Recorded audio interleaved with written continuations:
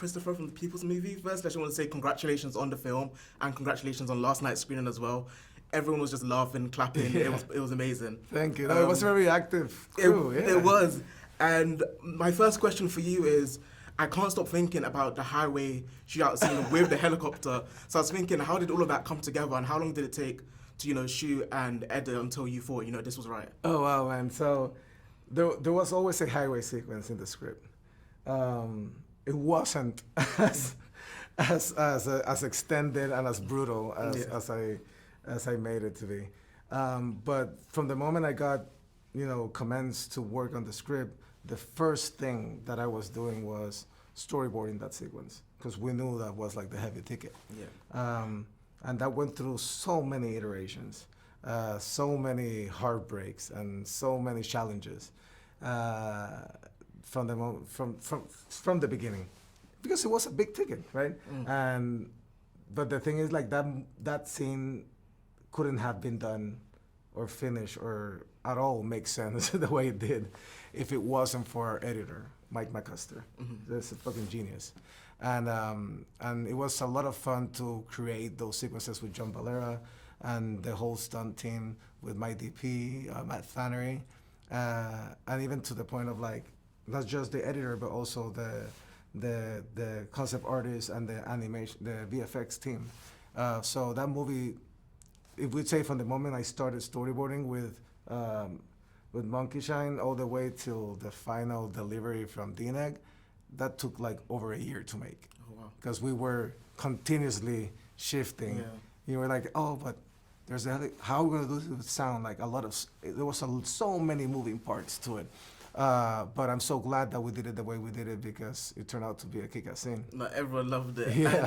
And another sequence I just have to talk about is the hallway fight in the third act. Like, absolute cinema. I love that so much. I just love hallway fight scenes. So I just wanted to know, you can shoot a fight scene in so many ways. What made you decide to shoot, from the side angle POV for most of the fight?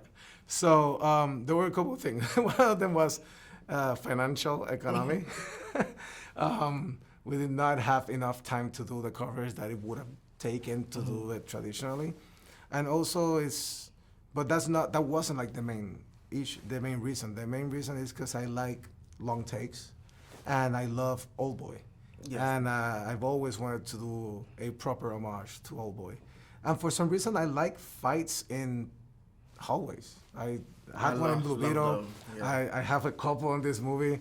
There's something about constrained spaces that just make for an interesting problem-solving situation. Yeah.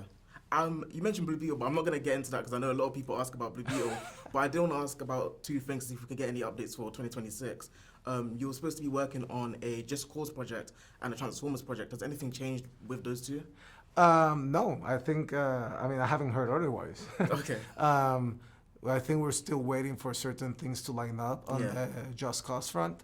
But I've been in conversation with the producers, with 87 North and with folks at Universal, and we're still very excited about that project. I'm still very excited about that project. Yeah. I think that now more than ever, Rico Rodriguez needs to show up, We need that agent of chaos to do right.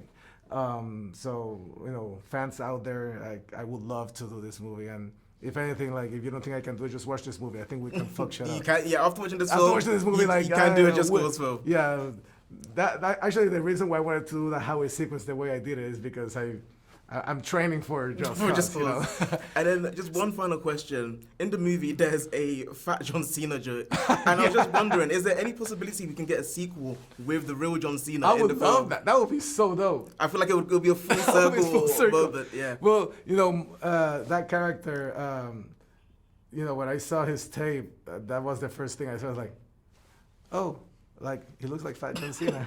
And then we're like, oh, no, we should cast Fat Cena. And we just kept saying like Fat Cena. And then when the scene came, I was like, because Jonny's character, a lot of the insults are improv, it's a lot of ad-lib and fun. Other stuff I've written, but a lot of the outrageous things were spur of the moment. And I remember telling him, like, just said like, oh, look, it's Fat John Cena. Just throw it out there and see what happens. And that was like the right moment to do that. I mean, the crowd loved it. And he didn't expect it too. Like, I love that stuff. I was like, just say this, let's see how he reacts. And when he said it like that, he was trying to stay composed, you know. Honestly, thank you so much for your time. This was an amazing interview. And once again, congratulations on the film. And I can't wait for people to watch it on the 28th, I believe it is when it comes out on Prime. Yes, it comes out the 28th on Prime, which is my birthday.